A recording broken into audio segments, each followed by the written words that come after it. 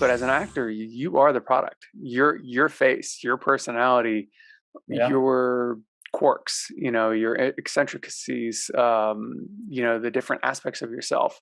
Like that is the product. And 100%. you're right. I think even if they tell you that, you can't know what that means No, until you're in it. of course. And then there's the other part of it, which is the business side of it that also nobody talks about. Yeah. That I mean, you are your own business, so you have to treat yourself as if you were your own business. It's not solely the artistry that you can bring to the projects, Yep. whichever project you manage to get. It's you have to make a living off of it, so you actually continue doing what you love to do, and you continue sharing that artistry with the world. So, because there's no education about how to go through the process of becoming that entity, that it's a business, then at least for a long time, for a lot of years in my career, most of the people that I hung out with that were artists were very much against the idea of becoming your business. And, it's anti capitalism and all that because we like to philosophize and we want to be very romantic about what we do. But the reality is that you have to eat, you have to pay rent, you have to Oh yeah. do anything. And nobody tells you about that Well, either. earlier when you talked about your wife being an entrepreneur, my first thought was, well, you're an entrepreneur too. I mean, I think Yeah, you are an entrepreneur in other ways as well, but just by virtue of being an actor, you are an entrepreneur. Like, right. there's no way around it. But we don't treat it as such. We Most, don't yeah, very actually, few do. in general, yeah. Some people do, and that some of them are very successful at it. I think, well, and I haven't known many. I haven't known anyone that has gone from obscurity to super stardom kind of thing. And the people that I know that are successful, I would say they've always had an air of this is my job. Whether they're a you know maybe they think of themselves as a mechanic or whatever, and like I'm going to work on cars, except they happen to be memorizing lines and being an actor, Right. and they do well, those people, um but the vast majority, like none of those people are famous, I would say, that I know. But the vast majority, I worked with actors for a long time, from a management perspective, and getting them to look at this as a business was very difficult. And so even Yeah. saying I'm a business manager, like that's what I do, business consulting, development, that was the family business, and growing up, so like business was my background, and that was kind of my default, for what I know. And so even working with actors and like, this is your business, this is what you do. I'm a business consultant, business manager, helping you grow your business. Even then, they didn't get it. And Yep. there's one woman that went off and actually started a business, and she never really came back to acting, but she got it. Like when she left acting, she got it, and she actually, started utilizing all the things we had talked about, and ended up being very successful, as an entrepreneur, and in a completely different field.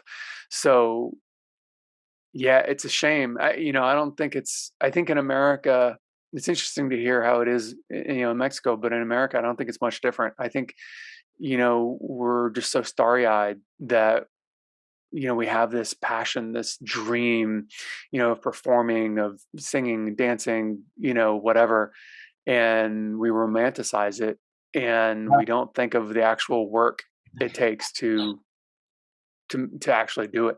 Well, this is the thing. We romanticize this so much as actors that we forget that every other piece in the puzzle of accomplishing to getting a role and working is all business. If Yeah, you have an agent, it's all business. If you have yeah, a manager, it's all business. If you have to go to school and train, it's business. everything around us is business.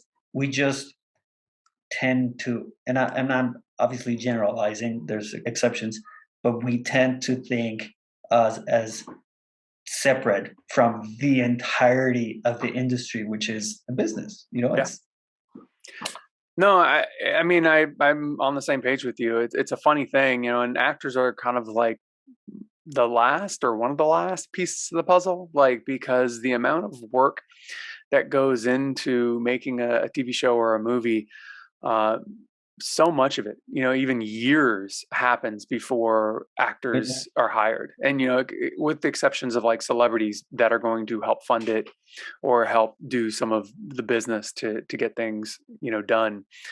Uh, Otherwise, you know, it's just, you know, someone said to me, your job as an actor is to audition. You don't get paid for it, but that's just the way your industry is set up. Sometimes, you know, people get paid before the work, some people get paid after the work. You know, some people get paid for um you know, a piece of, you know, like if you're a bartender, you have an hourly wage maybe. Like when I bartended, I would set up the bar and I'd get an hourly wage. I'd have to be there an hour early and set everything up, and I wasn't making any tips. And then the bar would open, and then it would take anywhere from, you know, 5 minutes to a couple of hours before I was actually making the money that I was there to make, which is tips.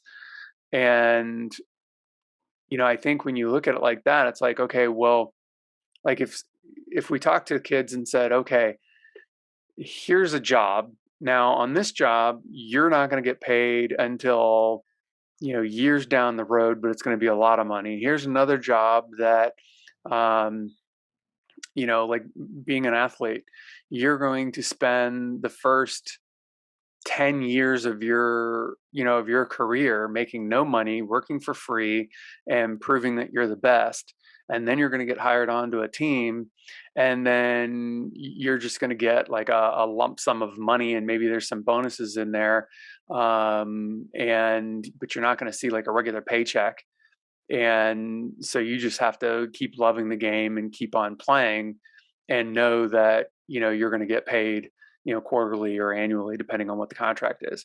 You know, and then you've got, you know, the more conventional jobs where it's like, well, you're going to get a weekly check, and then, or a monthly check or a biweekly check. And, you know, and then, oh God, I had this one job.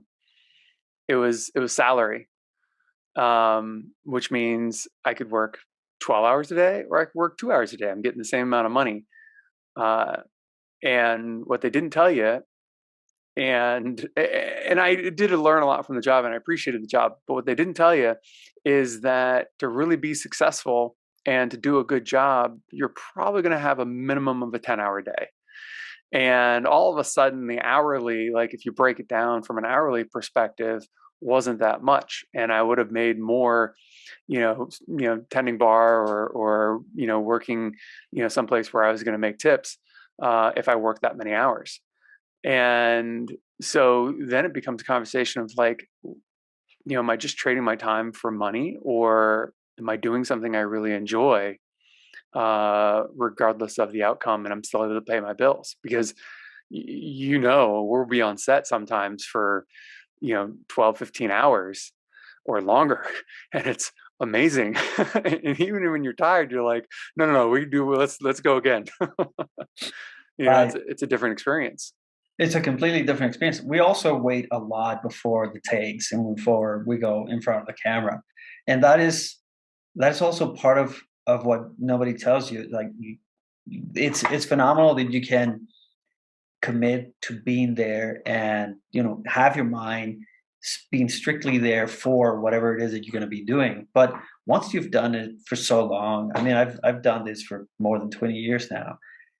There's an automatic way of going into being focused. Once I say this is it, from this moment on, this is all my attention goes into this, because I already did the work. I know what I'm doing. I know what I'm saying. I know what's going on in the scene and whatnot. But from this moment on, I'm 100% here.